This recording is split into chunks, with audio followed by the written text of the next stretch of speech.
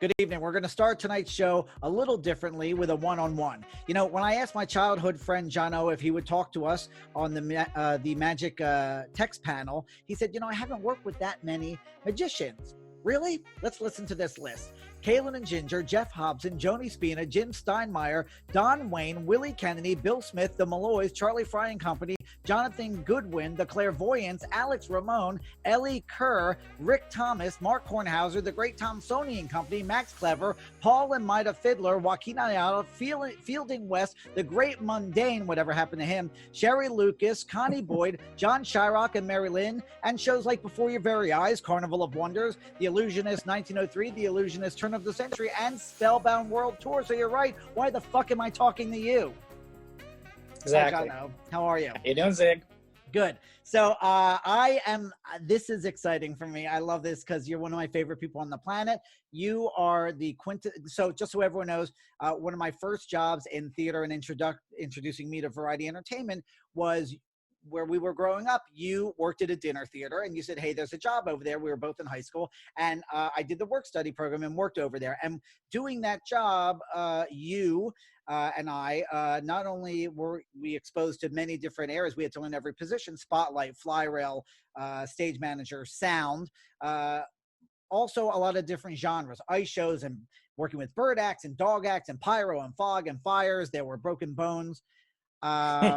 It was really a good place to start. And then somehow, amongst other things, you ended up over the years as a magic supervisor. When I was offered a position through Kaylin and Ginger with Spellbound, basically just taking care of all the props, the large scale illusions, pre-studying them for shows, making sure they were functioning, putting them away after the shows, keeping them, you know, from being messed with. And when it became more of like a illusion manager or production manager, then that encompasses advancing the show to other venues, teaching the other crews how to run the shows. Did you have to sign an NDA? Well, I can't honestly remember signing NDAs. I know that some people are really strict on it, some people aren't. I think it just depends on the individual. You have to know how to work with a multitude of people on multitude of levels. You have to know their personalities. You have to know how to get the best out of people. You have to know how to talk to people. Some people you can talk to one way and you can't talk to other people the same way. So there's a lot of that involved, and I think that has served me well in magic and in general, because with magic, you know, a lot of times I have to go in, I have to gain the respect of a crew relatively quickly when putting in a show, and they need to see that I'm one of them. You know, I'm not coming in, I'm not going to be yelling at them. I'm going to teach them what I need to teach them. They need to be available to learn it. And from that point on, once you have respect between the production and the crew, then it's, you know, it's a lot easier to do the job. It is. I find that in every, you know, I work, 150, 200 theaters a year in performance or production. And it's the same thing. You got to let them know you understand this is their house, whether it be the actual physical house or a union house or whatever. But at the same time that they're, you know, that they're there to do a job. And finally, everyone has war stories, and you don't have to name names, but what is your worst magic moment? Working with, you know, exotic cats, there were times the cats didn't want to cooperate. I know we started a fire. I can't remember where it was. It might have been Harrah's in Vegas. We had our whole, you know, we had flaming torches and hoops and all kinds of stuff. And I remember one time, I think it was like a new member of the crew or something, had a torch that was already extinguished, but it was still warm, and he threw it down into the wrong bucket. He should have thrown it into, you know, a bucket with towels. Instead, he threw it into a bucket that had some residual, like the gas or whatever. Yeah. You know, I do remember that. I do love a little chaos. You know that. Thank you, Jono. I really appreciate it. Absolutely. Thanks for having me, Zig. for our viewers, unfortunately, that's all you're going to get for the Magic Text. No games, no jokes, no prying questions. Why? Because we pulled every string possible, and apparently magician technicians are too busy and too famous to commit or follow up or even RSVP with a no thanks, you hacky Jew. So, because a few bad apples have spoiled the whole barrel, tonight the magic community is being punished. Tonight, Late Night's Magic Touch are all jugglers. Ivan Pecel, you've been voted hottest comedian by Campus Activities Magazine and Mr. California by University of Northridge. My question is, what is your VIP membership number for Planned Parenthood? Oh, that expired long ago. Michael Goudeau, Yeah. You're known for juggling and eating apples at the same time. Name the percentage chance you have of dying from pesticide poisoning. 100%. The passing zone. Who's the woman in the relationship? Okay. Thank you. These questions and many more will be forced upon my wild card guest panelists when they receive my Late Night Magic Touch.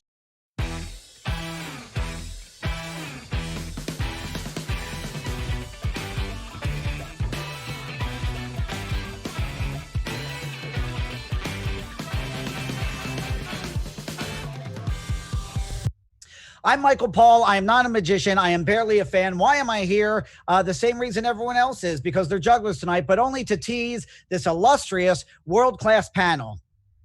Funny as a stand-up comic and as skilled as a Chinese acrobat, this extreme and world juggling champion has bulldozed his way into MTV, America's Got Talent, and The Tonight Show, along with roles in Kangaroo Jack, King of Queens, and one of the Armed Forces' favorite performers, making juggling tolerable. He is Ivan Pecel.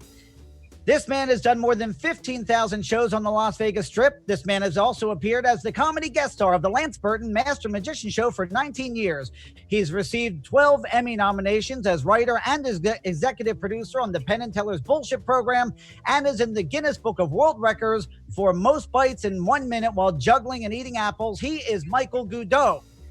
Fool Us, Mad TV, 4 world records, engagements at the White House, and the coveted Royal Variety performance, not to mention the comedy cult classic appearance in The Aristocrats. They are Owen Morse and John Wee, The Passing Zone. Thank you, panel. Thank you, everyone, for joining us at home. I am tongue-tied. It's been a very long week. I should mention that before going any further, 2 of our magician technicians we reached out to did finally come forward and offer to chat with us, but it was too late. We already booked the jugglers. Now, panel, thank you for joining me. The first thing before we get into our chat and conversation, I want to mention there's a lot of awards going on here. Passing Zone, 4 Guinness Book World Records, 18 gold medals from the International Jugglers Association. Who knew there was an association? Michael, you had a world record, but held it on for 7 years. Is it current? You still have it? Still current. Ivan, 5 gold medals, 3 not to take anything away from your accomplishments, fellas, but I feel like they're just giving these things away. Yeah. Yeah, you can buy them too. Oh yeah, everyone's a winner. They're made of chocolate. We were the only ones in most of these competitions. Right. Michael, I want to talk to you first because you were really the introduction for me for variety entertainment. Yeah. As I talked with Jono earlier on, when I was 16 and around 16 or 17, I worked at a dinner theater, and it was a Las Vegas variety show format. And you and your then partner, Frank Militello, had an act called Fly By Night. Yes, And we did. most people in the business, and for those who are not watching, I got to tell you, I would stand up on that spotlight and I would barely be able to do the cues because I was pissing my pants. I had never seen anything like you. And because you were the first variety act I ever saw in person, I made up in my own mind that every other juggling act I saw that did a joke or a bit that sounded like yours, I just figured they stole it from you guys. They did, yeah. Right. Clearly, I don't know if that's the truth or if that makes you too old, but as far as I'm concerned, that's the story. And the best part was, as a young man, you even put the text into the show. You lit our heads on fire. I helped you up on the unicycle. You pulled out the wallet. You sold the money. One time we put condoms in there for you. What's a condom? Right. We're going to get to that, believe me. Also, like I mentioned, you're a TV writer, producer, you're a family man, and you also have a side job, I was told, selling barbecue covers and pancakes. So my question is, do you need a telethon? Is everything okay? Everything's fine. Yeah, we're going to be good. Yeah. Tell me about the barbecue covers. You know what? I was sitting in my my mother-in-law's jacuzzi one night and staring into the bushes. And in the bushes, she had her barbecue with a black barbecue cover on it. And just because of the moonlight and maybe too much hanging around in the jacuzzi, to me, it looked like a rhinoceros. And so I thought, why can't a barbecue cover look like a rhinoceros? That's a better idea than the black tomb of death. There's no off position to the genius switch. That's what I'm saying. The only thing I come away from that story is hot tub with a mother-in-law and something in the bushes. Passing zone. Now, as a duo, factoring in, and by the way, Michael, I want to talk to you later on about being a solo as opposed to a duo, but passing zone, factoring in that there's a second person that you're dealing with, having a good day or a bad day at the office. It's double the work. It's double creative negotiating. I first want to know, is there one of you on the team that is better at one area of building an act or a bit or the business, and someone else is better at the other side? You know what? We both have our strengths. There are a lot of things that are Owen's department. He takes care of all of the props and the technical stuff and computer work and that sort of thing. Yeah, and John's often writing material and talking on the phones and working the business angles. Nice. So and now, Ivan, you were a dancer originally. Do I remember this right? No, you do not remember that correctly at all. Could I remember it right?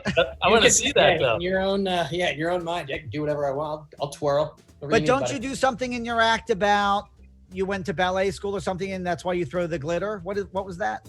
No, nothing. We've only done like 40 shows together. What have you? I don't pay attention. It's Ivan, right? Ivan, is it? It's Igor. Oh. Am I wrong? I'm wondering for jugglers, do you get upset with an audience when they give the same amount of energy juggling 3 balls as opposed to 8? Does that bother anyone there? Yeah, pretty much. Mostly, yeah. But it bothers the good jugglers. Right. Yeah. So Michael, you're out? Is that what you're telling me? I'm out. It has taught us to do easier things that are fun. Yeah, right. I realized as I've gotten older, I started juggling when I was like 10 years old and put so much time and effort into like perfecting the skill of juggling. And now at 39, as I get older, I'm just like, I use the juggling as a tool to get the humor and the showmanship across. Like, honestly, if I could not bring a case, every time I do a show, I'm like, man, I wish I was one case funnier. I wouldn't have to bring this with me. Right. But to your point, it's I mean, a lot of people have a problem with prop acts, but it's just as it's a very much the same process as far as the setup. A lot of acts, a lot of jugglers, they think they need throwaway lines to be funny, where not everyone has to be funny. You could just be a great juggler. So a lot of throwaway lines that everybody uses aren't necessary if that's not in your natural personality. Now, am I wrong? I find that a lot of my friends that were jugglers, they started out as street performers. Has anyone on the panel done that? Yeah. Yeah. Yeah, definitely. I mean, people don't want to see good juggling. No. I mean, all of the people you're looking at have a certain degree of pretty good juggling skills, but and we want to do hard things because it's fun and exciting, and people, to a degree, like a little bit of it. But really, I don't mean to speak for all of us, but the more people are laughing, that's the important thing. And the juggling is just there to, because it's shiny object. The other thing to be mentioned is you've picked a good group here. I don't think any of us are doing the hacks, throwaway line stuff. I mean, that's why you're here. That's why you're here. I want to talk about it. Except Ivan. Right. No, not me. I'm just here to write down what you guys say. Just keep going. But Michael, that's exactly my point. And so I guess the question is, as far as saying no one wants to see good juggling, I mean, nowadays with reality television and people are ADD, it has to be really spectacular. And I guess the question is, Michael, has everything been done? Is there something else to do in a juggling act? There's a million things to do in a juggling act. We all work on stuff every day, all day. That's all we think about. I believe that people can take, regardless of the degree, people can take about 7 to 8 minutes of juggling before they're like, I get it, you throw and catch stuff. Right. What else do you do? But that also, some like Cirque du Soleil acts that are just high energy and fast paced. They're all 7-8 minute acts. I mean, no one's gonna watch. I mean, there's very few people that can captivate a normal layman audience for more than that with just juggling, unless you incorporate humor or some other aspect. Like the art of throwing and catching, it loses its luster after I agree. And that comes from good producing and directing of your act, which not everyone is able to do. Continuity and attention span and layers to your act to sustain the ups and downs of, a whole set. I agree with you. Back to the street performing really quick. Was that a great experience? You need to do 1 million shows to get good. And there are a few places to do 1 million shows. Yeah. Is the best. And where are they?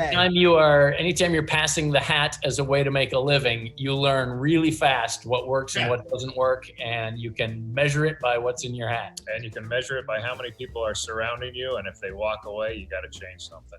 Yeah, like I've been called as a comedian or ventriloquist, and I'm like, I can't work outside. By the time I finish the setup, everyone's walked away, and it's a new set of people. It's not something I want to do. Plus, I hate sweating. Well, panel, before we move forward with our chatting, we're going to play one of our favorite games called What's Next. Now, What's Next is, for those of you who have been around magic, it's based on a magic trick, something with dots and cards. Who the hell knows? But what we're going to do is we have pulled some photos from your acts. Some of them are from the beginning of your career when it was possible. And as we show each of your photos, the rest of the panel is going to decide what's next. Now, I called it what happens next. So whatever happened in the scene, what do you think happened next? So let's go to the first photo, which is of the passing zone. Yeah. Oh my gosh. Okay. Wow. Now, no one has seen these before. I just want you to know. Nice ass, by the way. So let's go with Michael Goudeau first. Michael, what happened next? Is it this photo with them in the purple tights? Yeah. Well, that's the only photo, of course. I'm not sure. That's not just the one person cut in half. I think you're right. That was revealed. Ivan, after this photo and this image happened, what happened next? John is just about to yawn. Yeah, right. I think after the leap, John thinks he has lice, but it's really crabs. Hello. Okay, let's go to the next photo. Okay, that's Michael Goudeau. All right, Ivan, what happened next? Okay, so maybe my thing's not working. I can barely see the photo. Okay. Well, I think I want to see that kid in the background run up and tip that thing over. Yeah. Nice. Yeah. Ivan, maybe you can pin that particular window the way we talked about before. Okay. Yeah, that's right. He had more change for the porta potty, I think is what's happening. Passing zone, what happened next? Yeah, let's see. Well, it looks like they threw away his whole act, didn't they? All at once. Yeah, they're recycling it. You're right. I agree with you. Right. I think. Recycled. Sorry. Most of his act is recycled. That is a terrible thing to say. By other people, though. Yeah, I think Michael's Oscar the Grouch audition tape got lost in the mail. Let's go look at the next one. Well, that gives you a lot to think about. Okay, that's Ivan Pecel. Passing zone, any thoughts right off the bat? Wow. Well, I think there are a lot of things in this picture that are about to go into his mouth. I don't disagree. Goudeau? It looks like number 3 comes next. Pretty clearly, number 3 is next. I would agree with you. Now I'm going to be the filthy one because I think after smoking the balls, he smoked something else. And I don't mean pot. Okay, that was fun. Thank you, panel. Before we go any further, I believe it is time for our very first magic moment. Hey, tell the magician to tell their audience, and now my tribute to this magic icon, and now I continue the legacy of this magic superstar by doing their trick. Just tell the truth, you fucking stole it. Thank you, Rabbit. What is your problem? Panel, before we go into a more in-depth chat, we're going to try another game called The Reveal. Now, during the reveal, I'm going to list 3 facts about a particular panelist, and the other panelists will tell me which is the true fact. So I'd like to start with Michael Goudeau. So this is obviously for Ivan and the duo. Fellas, Michael Goudeau, A, was the last person to shake Howie Mandel's hand. B, once took a job handing out flyers while dressed like an avocado.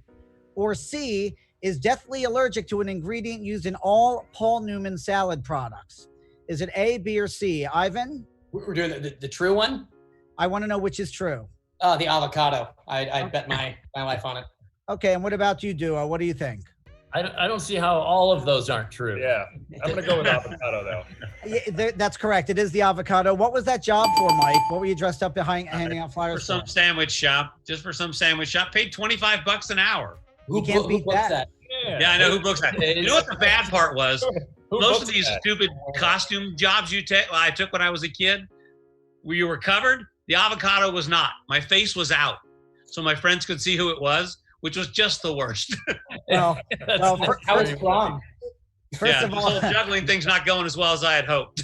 yeah. First of all, the Holocaust is the worst, but that deserves a museum in Washington as well. But how old were you at that job? Oh, 17. Oh, was it 18. winter or summer in that outfit? Summertime outfit. Nice. Let's go to Ivan Pecel. Ivan, and this is for the other two panelists, of course. Ivan A was once arrested and thrown in a Mexican jail. B is a fanatical vinyl record and comic book aficionado. Or C, once came in second at a tractor pull.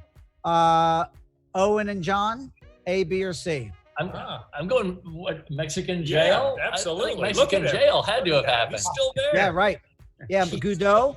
I was in a Mexican jail with Ivan. I just want to say. Of Nice. course. I hope you two are very happy together. The answer is B. He looks all cool, but he's a geek. Fanatical vinyl record and comic book aficionado. Great.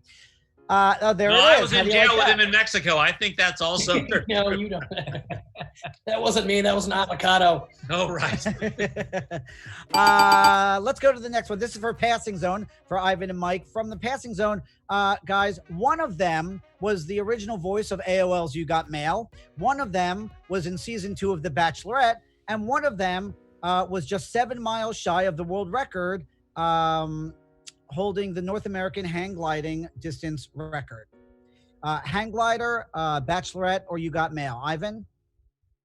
It's a little biased because I do know this for a fact, and it was what were the options again? Goudeau?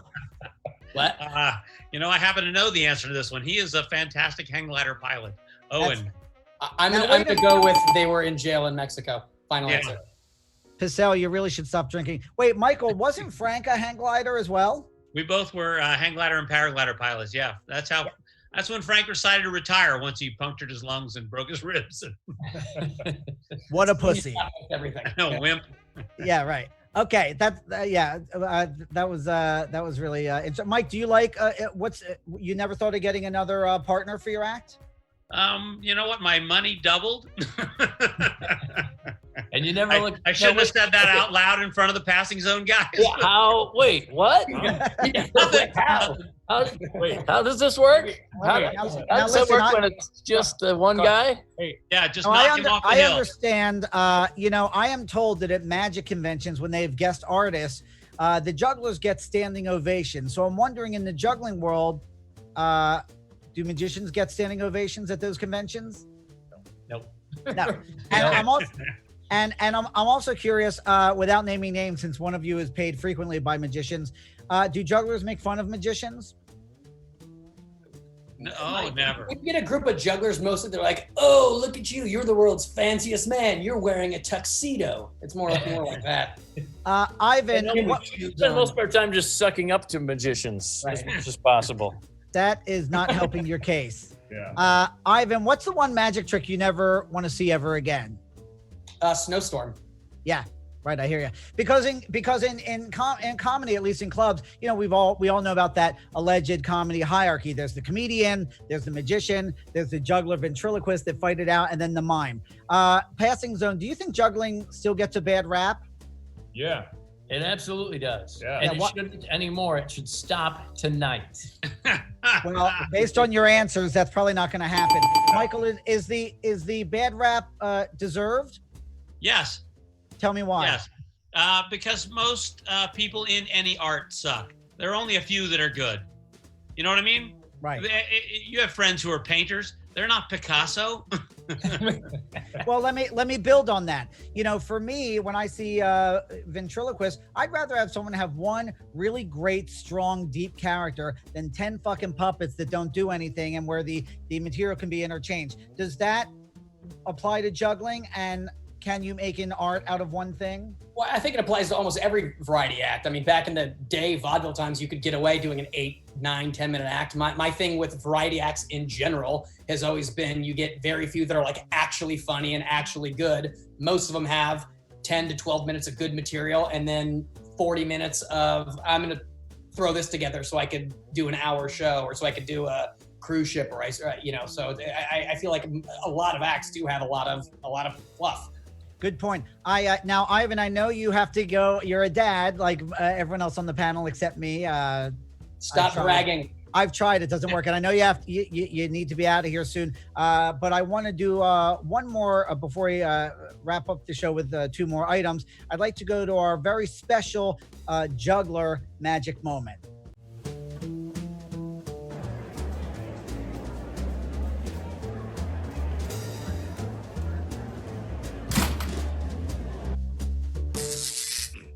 Exactly. That's what I'm saying. Before we go to our final game of questions, everyone thinks performers don't know what's happening out in the world. So let's very briefly go to our magic monologue. Murder hornets are still in the news. According to entomologists, as mean as they are, murder hornets are relatively rare. More common varieties include the rape, robbery, and aggravated assault hornets.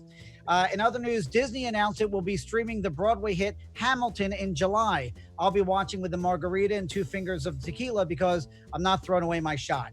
I'm not going to sing it either. And finally, Wisconsin bars were packed with people after the state Supreme Court lifted stay-at-home orders. Patrons were shoulder to shoulder. They weren't wearing masks, but at least they had some protection wearing those big cheesehead hats. I'd like to go to our final game tonight panel, and that is my favorite game. It is called Fuck, Shackle, Saw. This, and excuse my language if this is a little squeamish for you. It's kind of like the college game Sex, Marry, Kill. Fuck is obvious, shackle is marry, saw is kill based on magic tricks. Here are our choices. Because we have jugglers tonight, people that have something to do with balls. We have Michael Jordan, we have Lucille Ball, and we have a cheese ball. So I'd like to go to Ivan first. Who will you fuck? Who will you shackle, aka marry, and who will you saw, aka kill? Go. Okay, well, I'll go with one of the ones that I haven't fucked out of those 3, and I'm gonna go Lucille Ball. Shackle, nothing against the man, but Michael Jordan, and I'll saw a good cheese ball every once in a while. Wait, you're confused. Shackle is marry, so you want to marry Michael Jordan? And shackle, I thought you meant like tie up. Well, again, fuck, thank God you're cute. Fuck is fuck, shackle is marry, saw is kill. Think about it. Don't I stick with my answer. No, I stick with my answer. All right.